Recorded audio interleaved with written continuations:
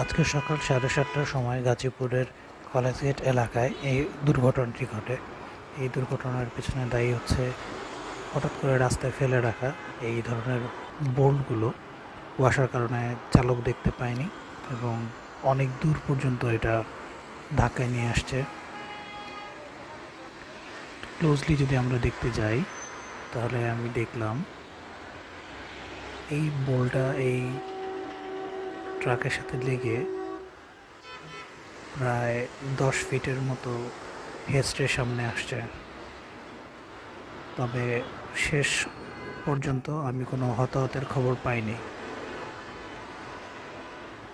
ট্রাকেরও ভালো ড্যামেজ হয়েছে, ড্রাইভারও ভালো।